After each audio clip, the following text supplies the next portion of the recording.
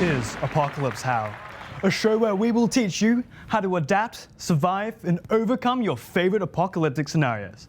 My name is Finn Williams. And I'm Caleb Stoken. And between us, we have years of pop culture knowledge and zero actual survival experience.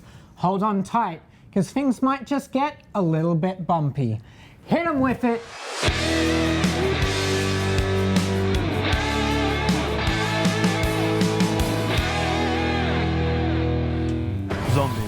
Zombies are a pinnacle of pop culture horror.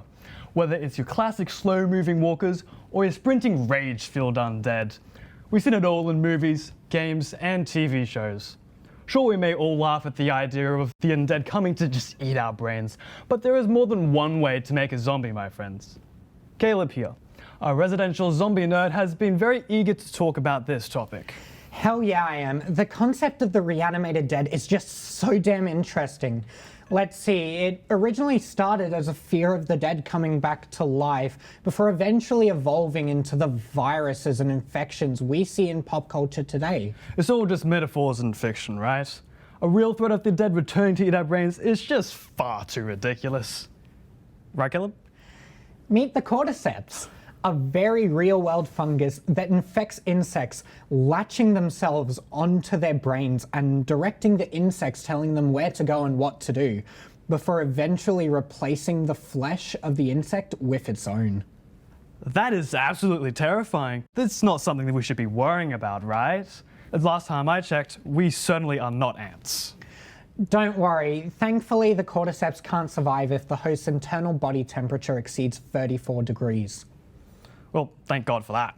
But what if, let's say, the world gets slightly warmer, letting this fungus infect animals slightly bigger? Shit. Whatever you do, please don't turn this episode into a campaign for climate change. Well, this concept was actually already explored in the hit video game The Last of Us. The cordyceps began infecting humans, plunging the whole world into a living nightmare. And a big reason for its rapid spread was the fungus getting into our grains. So, just clarifying, no bread? No bread. Right, gotcha. So what other things would we need to look out for in order to survive? Another way cordyceps spreads is through spores, which can get into the air and water. So I would suggest filtering your water and wearing a mask. I'm guessing where we are would also greatly affect our chances of survival. You are correct. The higher the population of people, the higher the population of zombies. Let's have a look at our map over here. Oh, cool. To have a good chance of survival, I'd say we would have to move further inland because 90% of Australia's population lives on the coast, but not too far inland. We would just die from the heat and other elements. Our best bet would be to stay away from any highly populated areas while sticking as close as possible to fresh water so we can reduce the amount of zombies we bump into while giving us a source of water and food that comes from the fresh water.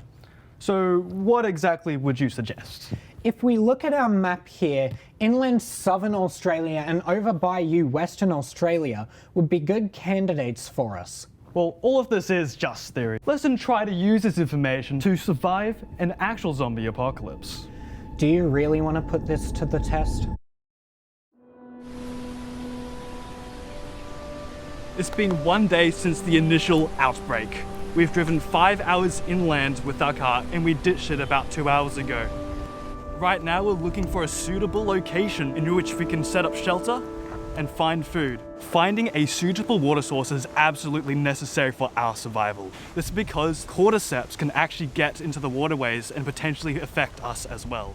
Yeah, along with that, like any mosquitoes that ingest water from there or are born in there, any animals that drink from it, all of that can be carrying the cordyceps, and if we eat that or we get bitten by that, we're dead. If we can find a fresh water source, we not only find water, we find food in the form of fish, maybe smaller reptiles and mammals. It will also help us establish a baseline as we'll have a wide open area to see usually. First thing we want to do is check for zombies before anything else. I'm just hearing to see if there's any zombies in there. If we can find things like canned food, bottles of unopened water, those things will be a massive help. They'll increase our chances of survival tenfold.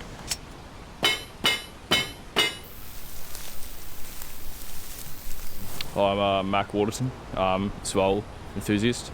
I'm out here accompanying these two buffoons so they don't end up killing themselves on the way out here. Yeah, so see how they go. We just found a source of fresh water, and Mac's currently looking for food. These type of reeds, they produce a pom-pom on top, and they have a root similar to a potato that you can boil up, so that could be nutritious. Use a charcoal to filter your water. Charcoal holds antibacterial properties, so when you filter the water through it, you get it semi-filtered. That should be alright to run.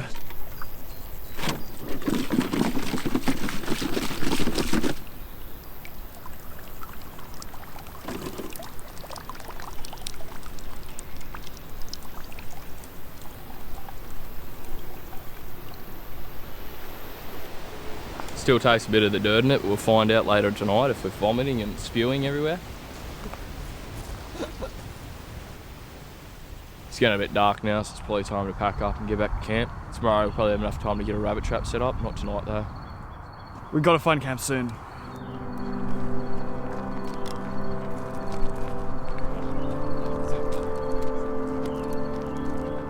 So, with the light gone, the fungus will get a lot more aggressive. Ooh, welcome to the bunker, Caleb. I don't know about you, but that was certainly experience trying to survive out there. We even got baked beans, filtered water. What else could we ask for? Looks like we won't be needing Mac's rabbit trap at all. Still got that dirt taste in my throat. I'm a filtered water kind of guy, so I guess I have to get used to it. We'll find out later if I turn into a zombie, though. I'm sure we'll be fine. Turning into a zombie is the least of our concerns right now, when you can be finding out who's that zombie? In this adrenaline-pumping side quest, Caleb, our self-proclaimed zombie expert, and his zombie culture knowledge will be put to the test. Will he triumph, or will the will of undead decide his fate? Let's find out, shall we? Let's just have a look into our first character. Hey, I'm excited, I got this. Alright, who's that zombie? Oh my god, is that your mum? It better not be. But no, in all seriousness, it's the clicker from The Last of Us, my favorite type of zombie. That is spot on, my friend. Well done. I reckon we move on to our second character. Who's that zombie? Plants vs. Zombies, 100%. Are you sure? I am sure. Alrighty. Is it the Plants vs. Zombies zombie? Yeah! Ooh. Unfortunately, that's not the Plants vs. Zombie one. That is the Call of Duty zombies. Have you heard of those zombies before? I've never played it in my life. Really? No?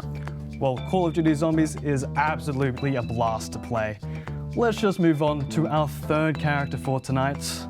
Who's that zombie? Oh, that one, I'm 30% sure it's the Minecraft zombie. 30% sure? It could be the Minecraft story mode zombie. That is very much true. Let's have a look if that's correct. Well done, Caleb. Thank you for playing tonight. I reckon it's about time we wrap things up. Oh, is it that time already? It certainly is. All this zombie apocalypse talk has been very interesting. Thank you, Caleb. No, thank you for inviting me, Finn. It's been great. Be sure to tune in for our next episode where we will be teaching you how to survive Sharknado. But now for the real test.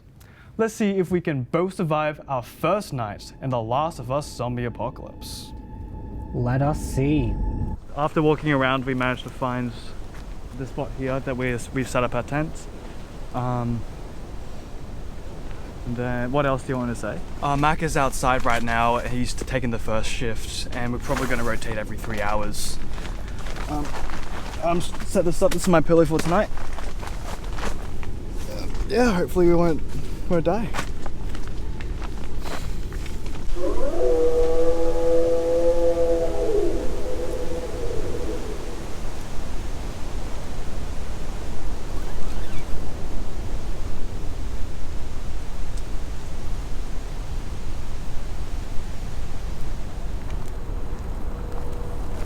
Why are you following me? I need to take a piss. Man, come on. Seriously? I got this.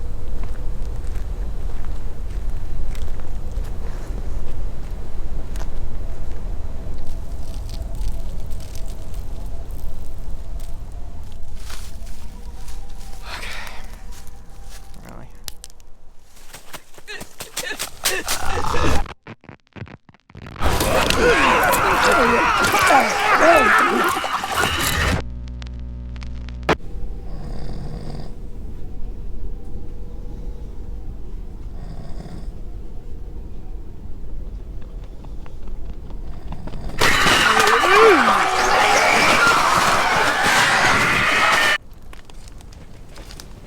First watch tonight. Just reading my survival guide.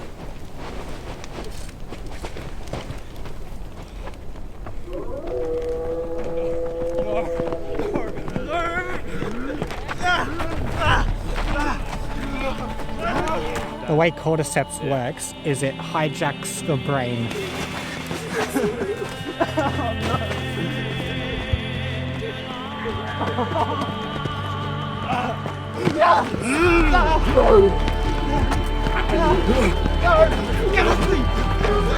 So they'll seek out other people, aka us, to try and spread more.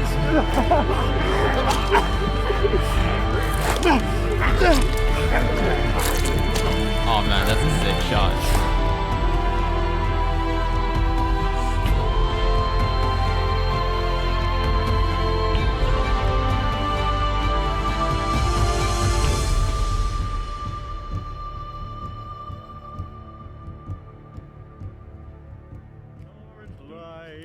Orange light to guide us home. Orange light, an orange light, an orange light. Oh, we got an orange light. We got an